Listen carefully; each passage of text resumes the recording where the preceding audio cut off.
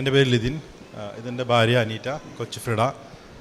ഞങ്ങൾ ആദ്യമായി പറയാൻ പോകുന്നത്, ഞങ്ങൾക്ക് ദൈവം തന്ന ഞങ്ങൾക്ക് ദൈവം ഒരു കുഞ്ഞിനെ തന്നതുപോലെ കുഞ്ഞിൻ്റെ അസുഖമായിട്ട് തന്നു. ഇതാണ് ഫസ്റ്റത്തെ ഞങ്ങളുടെ സാക്ഷ്യം. 2020 ഞങ്ങൾ ഓൺലൈൻ ഉടമ്പടി എടുത്ത് പ്രാർത്ഥിച്ചിരുന്നു ഞങ്ങൾക്കൊരു കുഞ്ഞിനെ കിട്ടാൻ വേണ്ടി. മെയ് മാസമാണ് ഓൺലൈൻ ഉടമ്പടി എടുത്ത് പ്രാർത്ഥിച്ചത്.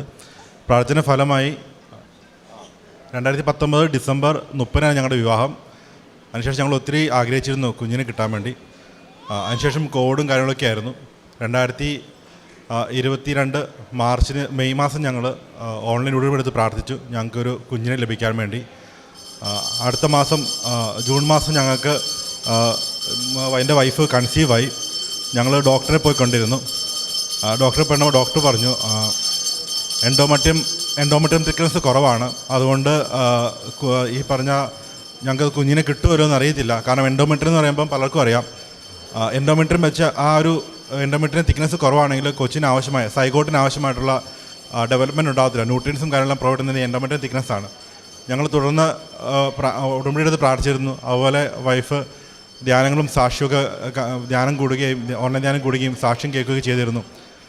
അതിന് ഫലമായി 3 മാസം കഴിഞ്ഞ് ഡോക്ടറിനോട് വരാൻ പറഞ്ഞിരുന്നു. 3 മാസം നോക്കിയപ്പം ഡോക്ടർ പറഞ്ഞു കുഴപ്പമില്ല, ഓക്കെയാണ്, പ്ലാസൻ്റ താഴെയാണെന്ന് പറഞ്ഞിരുന്നു. വീണ്ടും ഞങ്ങൾ ശക്തമായിട്ട് പ്രാർത്ഥിച്ചു. ഇതുപോലെ ഞങ്ങൾ ഉടമ്പടി പ്രാർത്ഥന കണ്ടിന്യൂ ചെയ്യുന്നുണ്ടായിരുന്നു. അതിനുശേഷം 7-ാം മാസം വരെ കുഴപ്പങ്ങളില്ലായിരുന്നു. 7-ാം മാസം ഇതിനിടയ്ക്ക് കുഞ്ഞിനിടയ്ക്ക് മൂവ്മെൻറ്റ് കുറവുകൾ തോന്നി. ആ സമയങ്ങളിൽ ഞങ്ങൾക്ക് ഇവിടെ നിന്നുള്ള എണ്ണ കിട്ടുകയും ഞങ്ങൾ എണ്ണ തേക്കുകയും ചെയ്ത് എണ്ണ തേച്ച് വയറ്റി ചെയ്ത് പ്രാർത്ഥിക്കുകയും ചെയ്തിരുന്നു. 7-ാം മാസം ജനുവരി 26-ാം തീയതിയാണ് ഏകദേശം 31 ആഴ്ച സമയത്ത് കൊച്ച് കംപ്ലീറ്റായിട്ട് കൊച്ചിനെ അനക്കം നിന്നു പോയിരുന്നു. ആ സമയങ്ങളിൽ ഞങ്ങൾ ഹോസ്പിറ്റലിൽ പോയ സമയത്ത് അവർ പറഞ്ഞു കൊച്ചിന് അനക്കമില്ല, സിസേറിയൻ ചെയ്യണമെന്ന് പറഞ്ഞു. അങ്ങനെ അവർ ഡൂപ്ലാർ ഒരു സ്കാനിങ് ഉണ്ട്, അത് ചെയ്തു. ആ സ്കാൻ ചെയ്യുന്ന സമയത്ത് പറഞ്ഞു കൊച്ചിൻ്റെ കഴുത്തിൽ പുക്കിൾ കൂടി ചുറ്റിക്കിടക്കുകയെന്ന് പറഞ്ഞു. അതുകൊണ്ടാണ് കൊച്ചിന് അനങ്ങാൻ പറ്റാത്തതെന്ന് പറഞ്ഞു. അപ്പോൾ അവർ പറഞ്ഞു നാളെ നിങ്ങൾക്ക് സിസേറിയൻ ചെയ്യാൻ പോകുകയെന്ന് പറഞ്ഞു. വീണ്ടും ഞങ്ങൾ പ്രാർത്ഥിച്ചു. ഉടമ്പടി പ്രാർത്ഥന വീണ്ടും ഞങ്ങൾ കണ്ടിന്യൂ ചെയ്യായിരുന്നു, പ്രാർത്ഥിച്ചുകൊണ്ടിരുന്നു. ആ സമയങ്ങളിൽ ഞങ്ങളുടെ ഒരു ഡോക്ടർ അവിടെ അവൈലബിൾ അല്ലായിരുന്നു. ആ ഡോക്ടർ നാട്ടിലാണ്. ഡോക്ടർ തിരിച്ചവിടെ എത്തി. ഞങ്ങൾ ഷാർജയിലായിരുന്നു ഞങ്ങളുടെ ഡെലിവറി നടന്ന്. ഡോക്ടർ തിരിച്ചെത്തി. ഡോക്ടർ പറഞ്ഞു നമുക്ക് കണ്ടിന്യൂ ചെയ്യാമെന്ന് പറഞ്ഞു. അങ്ങനെ 35.2 ആഴ്ച വരെ കുഞ്ഞ് വൈഫിൻ്റെ ഉദരത്തിലുണ്ടായിരുന്നു. അന്ന് ഇൻഡ്യൂസ് ലേബർ ചെയ്തു. ഇൻഡ്യൂസ് ലേബർ ചെയ്ത ശേഷം ഞങ്ങൾക്കന്ന് കൊച്ചിനെ ലഭിച്ചു. പിന്നീട് സംഭവിച്ചത് കൊച്ചിന് തലയിൽ ഒരു ക്ലോട്ടുണ്ടായി, സെഫലോട്ടോമ എന്ന് പറയും. അതുപോലെ തന്നെ കൊച്ചിന് ജോണ്ടീസ് ഉണ്ടായി. എൻ്റെ ബ്ലഡ് ഗ്രൂപ്പ് AB പോസിറ്റീവും വൈഫിൻ്റെ O പോസിറ്റീവാണ്. അപ്പോൾ നോർമലി പോസിറ്റീവ് ഗ്രൂപ്പ് വരാനാണ് ചാൻസ് കൂടുതൽ. പക്ഷേ കൊച്ചിൻ്റെ ബ്ലഡ് ഗ്രൂപ്പ് B നെഗറ്റീവായി. ഈ 2 കാരണം കൊണ്ട് കൊച്ചിനെ വീണ്ടും അവർ NICU-ലിട്ടു 11 ദിവസം. ഞങ്ങൾ ഈ സമയങ്ങളിൽ ഇവിടുന്ന് കിട്ടിയ എണ്ണ ഇൻക്യുബേറ്ററിൽ കൊണ്ടുപോയി തേക്കുകയും കാരണം ഞങ്ങൾക്ക് കൊച്ചിനെ ഡയറക്റ്റ് കിട്ടത്തില്ലായിരുന്നു. ഞങ്ങൾ ഇൻക്യുബേറ്ററിൽ കൊണ്ടുപോയി തേച്ച് പ്രാർത്ഥിക്കുമായിരുന്നു. അങ്ങനെ എല്ലാ ദിവസവും 15 ദിവസവും ഞങ്ങൾ ഇൻക്യുബേറ്റർ NICU പോയിരുന്നു.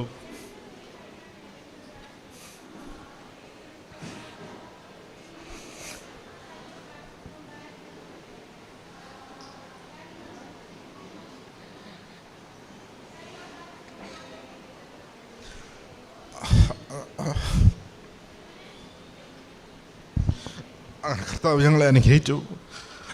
കൊച്ചിൻ്റെ ക്ലോട്ട് മാറ്റി തന്നു ദൈവം. അതുപോലെ കൊച്ചിനെ ആരോഗ്യം തന്നു. കൊച്ചിന് പൂർണ്ണ ആരോഗ്യം തന്നു കൊച്ചിന് തന്നു. ഈ പ്രസവിക്കുന്നതിന് മുമ്പ് ഏകദേശം ജനുവരി 30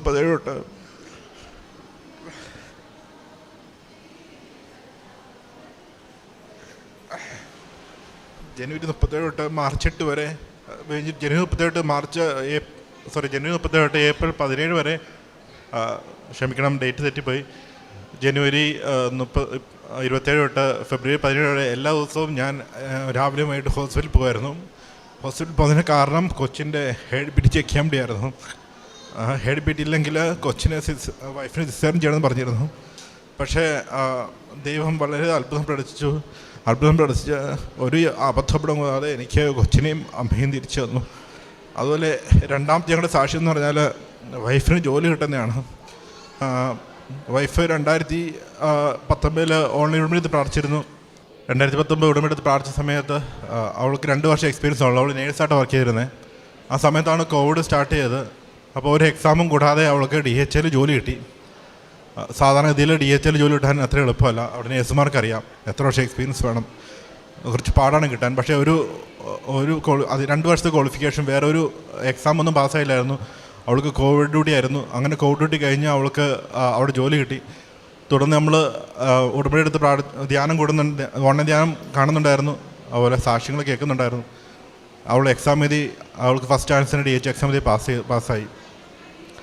മാതാവിന് മധ്യസ്ഥയിൽ ഞങ്ങൾക്ക് ഒത്തിരി അനുഗ്രഹം കിട്ടി. തന്ന എല്ലാ അനുഗ്രഹങ്ങൾക്കും മാതാവിനോടും ഈശോയോടും നന്ദി പറയുന്നു. Praise the lord. ആമീൻ. കർത്താവിന് നമ്മെക്കുറിച്ച് വിചാരമുണ്ട്, അവിടുന്ന് നമ്മെ അനുഗ്രഹിക്കും. അവിടുന്ന് ഇസ്രായേൽ ഭവനത്തെ ആശീർവദിക്കും, അഹ്റോൻ്റെ ഭവനത്തെ അനുഗ്രഹിക്കും. സങ്കീർത്തനം 115:12 തിരുവചനമാണ്. ജീവിതത്തിലെ പല സാഹചര്യങ്ങളിൽ വ്യക്തികളും കുടുംബങ്ങളും വിഷമിക്കുമ്പോൾ തിരുവചനം പറയുകയാണ്, കർത്താവിന് നമ്മെക്കുറിച്ച് വിചാരമുണ്ട്, അവിടുന്ന് നമ്മെ അനുഗ്രഹിക്കും. തങ്ങളുടെ ജീവിതത്തിൽ വിവാഹത്തിന് ശേഷം 3 വർഷം കഴിഞ്ഞു, കുഞ്ഞുങ്ങളില്ലാത്ത ആ ഒരു അവസ്ഥയിൽ കുഞ്ഞിനെ ലഭിക്കുന്നു. അതായത് ഓൺലൈൻ ഉടമ്പടി എടുത്തതിന് ശേഷം കൺസീവ് ആകുന്നു. എന്നാൽ പിന്നീടുണ്ടായ ഓരോ കോംപ്ലിക്കേഷൻസ്, പ്രഗ്നൻസിയുടെ ടൈമിലൊക്കെ എന്തൊക്കെയായിരുന്നു കുഞ്ഞിനുണ്ടായിരുന്ന കോംപ്ലിക്കേഷൻസൊക്കെ ഡോക്ടേഴ്സ് പറഞ്ഞത്. അതിൽ നിന്നൊക്കെ എങ്ങനെയാണ് പ്രത്യക്ഷീകരണ പ്രാർത്ഥന, പരിശുദ്ധ അമ്മയുടെ പ്രത്യക്ഷീകരണ പ്രാർത്ഥനയായിരുന്നു ഇവർക്ക് കൂട്ടും ബലവുമായിട്ടുണ്ടായിരുന്നത്. ബഹുമാനപ്പെട്ട VP ജോസഫ് അച്ഛൻ്റെ ഉടമ്പടി ധ്യാനങ്ങളൊക്കെ കൂടുന്നു. ഓൺലൈൻ ഉടമ്പടിയാണ് ആദ്യം എടുത്തത്, പിന്നീടാണ് ഇവിടെ വന്ന് തീർത്ഥാടന ഉടമ്പടി എടുക്കുന്നത്. അങ്ങനെ കുഞ്ഞിൻ്റെ എല്ലാ അവസ്ഥകളും നന്മയ്ക്കാക്കി മാറ്റുന്ന ദൈവത്തിൻ്റെ ഇടപെടലുകളാണ് പിന്നീട് നമുക്ക് കാണുവാൻ കഴിയുന്നത്. അങ്ങനെ ആരോഗ്യമുള്ള ഒരു കുഞ്ഞിനെ തന്നെ ഇവർക്ക് ലഭിക്കുകയാണ്. കുഞ്ഞ് NICയിലൊക്കെ ആയിരുന്നു.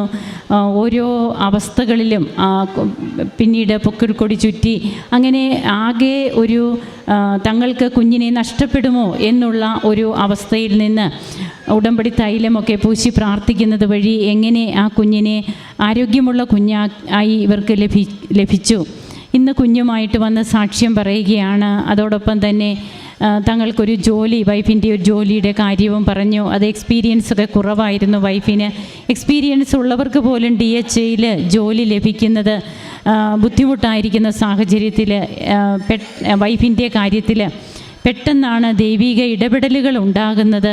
അങ്ങനെ ജോലി ലഭിക്കുകയും ഈ കുടുംബസമേതം ഇവിടെ വന്ന് കുഞ്ഞിനോടൊപ്പം വന്ന് സാക്ഷ്യപ്പെടുത്തുന്ന ഈ മക്കൾ ദൈവത്തിൻ്റെ മഹത്വം പ്രഘോഷിക്കുമ്പോൾ ഇവിടെ എത്രയോ സാക്ഷ്യങ്ങൾ ഇന്ന് തന്നെ കുഞ്ഞുങ്ങളുമായിട്ട് വന്ന് സാക്ഷ്യം പറഞ്ഞവർ പലരുണ്ട്. ഒരു ദിവസം പോലും കൃപാസനത്തിൽ കുഞ്ഞുങ്ങളുമായിട്ട് പറയാത്ത സാക്ഷ്യങ്ങൾ വിരളമാണ്. എല്ലാ ദിവസവും തന്നെ കുഞ്ഞുങ്ങളുമായിട്ട് വന്ന് സാക്ഷ്യം പറയുന്നുണ്ട്.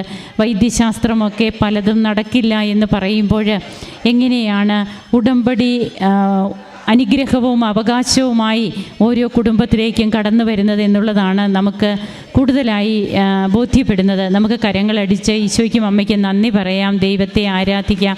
ഈശോയെ നന്ദി, ഈശോയെ സ്തുതി, ഈശോയെ ആരാധന. അത്യപൂർവ ദൈവാനുഭവങ്ങൾ ഇനി നിങ്ങൾക്കും സ്വന്തം.